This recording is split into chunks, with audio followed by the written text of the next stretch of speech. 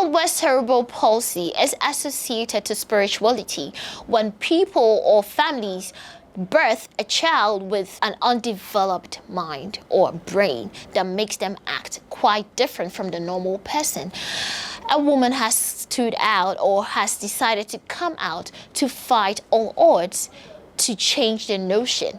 So before we delve right into it, and before we go right and talk to her, my name is Doreen Abanamabaya.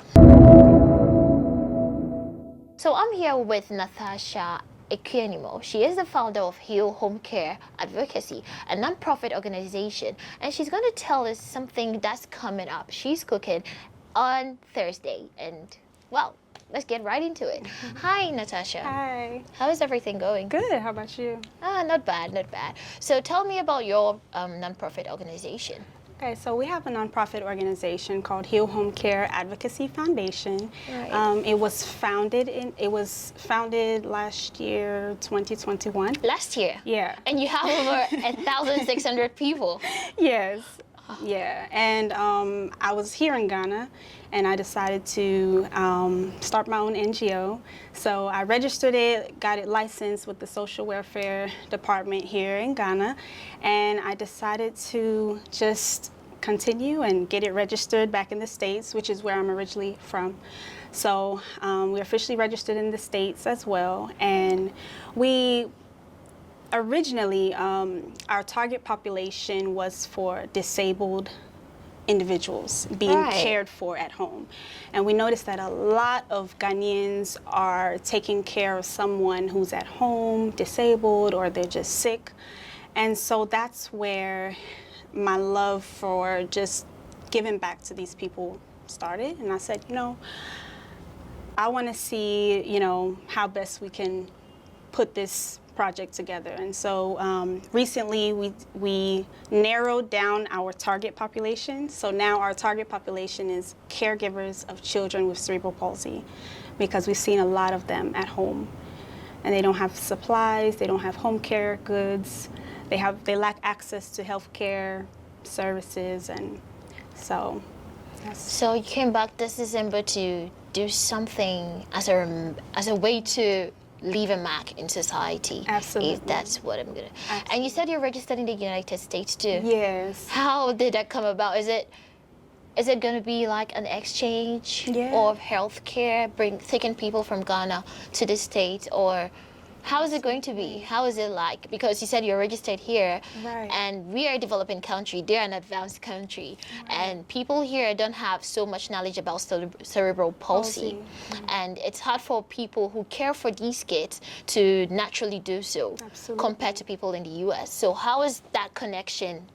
I want to get the bridge. Absolutely, that's a good question. Thank you, because many people in Ghana, as you said, do not know much about cerebral palsy, and sometimes when we go to their homes, we do home visits.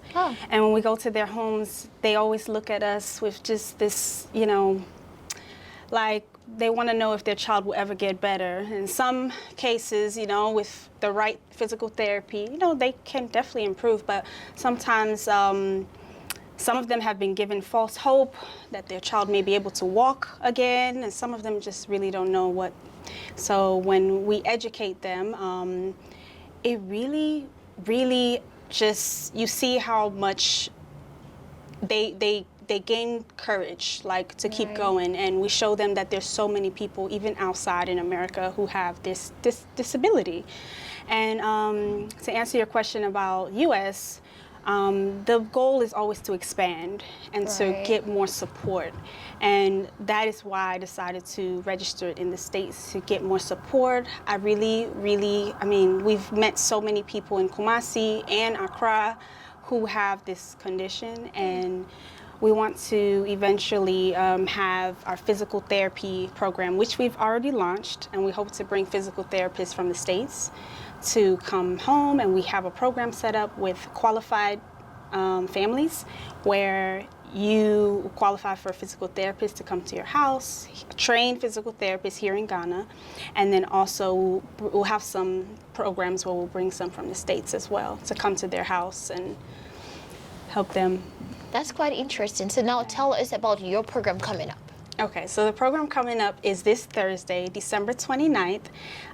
It is a Women's Day, Women's Health and Wellness Day, and we're going to give back to the Medina community. We're going to be in Medina, right across from the Medina Polyclinic, and every year we do something called Operation Heal. And last year we did something for the elderly women, the widows. But this year we wanted to do something for pregnant women, caregivers of children with CP, obviously, and then young girls who are menstruating. So we're going to be giving them hygiene supplies. The women who are pregnant, you know, in Ghana, when you give birth, you have to go to the hospital and bring your supplies, which is very unusual to me because back over there, you don't have to bring any supplies. Interesting. So it's very, you know, I'm like, oh my God, these women need so much support. So we're going to give them diapers, wipes, and just to help the community a little bit. And with regards to the ladies, you're going to supply sanitary towels to also here in Ghana after things really got bad with regards to the economy. Pads, the prices for pads skyrocketed. Really? Yeah, from, you know, buying it at 60, now people get it for 25. So you can imagine, I think this initiative you're actually bringing or putting up is going to help a lot of people. Wow. And I hope you continue doing it because it's going to really motivate Thank you. them. Yeah. Yeah. But then is there any other thing that you would want to put out there with regards to HEAL that you want people to know about? Absolutely. I just want Ghana to know that HEAL Home Care Advocacy Foundation is here, and we are definitely trying something new. We want to do something special. This NGO can grow. We need the support. We need the awareness to be spread. We need more people to become knowledgeable about what cerebral palsy even is. Yeah. And so platforms such as this, we're so grateful for because we're able to let people know what we're here to do. So. Right. And at the program next week, Thursday, what are some of the interesting things people should, you know, come and look forward to? Absolutely. Well, we've registered about 200 women already. The Medina Polyclinic Hospital has already registered some of the pregnant women for us because it was kind of hard to get pregnant women to come. So the Medina Polyclinic has partnered with us. And then we've also registered the young women who are menstruating. But it's still open. Maybe not everyone will show up. So if you're in the Medina area, I mean, we have lots of supplies to give out. And we're also, as you mentioned, we're going to do a lot of health education. So we have about 5 speakers coming. We have dietitian Nee. He's going to talk about dietary habits and healthy foods for women to eat. We have someone to come talk about mental health. We have the different organizations that are going to partner with us. So education is key. That's why we're doing this in the first place. And then at the end of the program, we have some skills training. We're going to teach some of the young girls how to do makeup and how to tie gele or hair tie. Oh, okay. Nigerian Some very good side attractions. Yeah, and then also we have Zumba. We have a fitness coach who's coming to do some Zumba exercises. So actually, it's not just about you coming to get yourself, you know, some goodies and also get yourself tested, whatever it is, but then you get to also learn the skill. Right. So don't miss out, guys, and she's going to be there as well. I'll be there. Who are the people that are going to show up aside, you know, Romeo, who is there? Yes. So MP. Romeo, the assemblyman of Medina, he's going to be there, definitely. He has helped us so much with even gathering this community, and we're grateful for his, support. And we have a great location. It will be at the Medina SDA school. And so it's going to be at 10 a.m., and we also have the speakers who will be coming. We have some from U.S., Dr. Shamika Poetry. She's an excellent researcher in sickle cell disease. So she's going to talk to some of the mothers just to educate them about sickle cell disease and things like that. And then we may have some other special guests come through, possibly. Oh, that's interesting. So the location is SDA at Medina. At Medina, yes. Medina. Okay, which SDA? Because there are a lot of Rollins Circle. Rollins Yes. Circle, close to the SDA? Opposite the Medina Polyclinic. Okay, great. Yes. So Rollins guys, you Circle. got the location and that's where it's going to be happening. So Natasha, what are some of the challenges that you faced, run this organization? Thank you. Some of the challenges that we have faced with this organization is just me being outside in the States and trying to run this organization here in Ghana.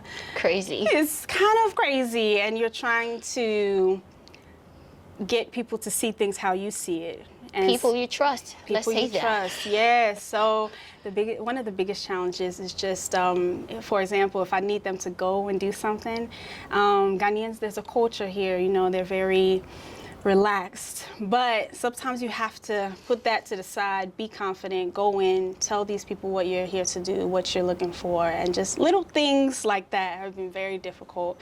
But we're getting better. We have a great team. We have so many volunteers, and yeah, I would say that also I think Ghanaians should be more open to NGOs, because we've run into some situations where, we want some support. We're asking for some support, but it's kind of difficult because I'm not here.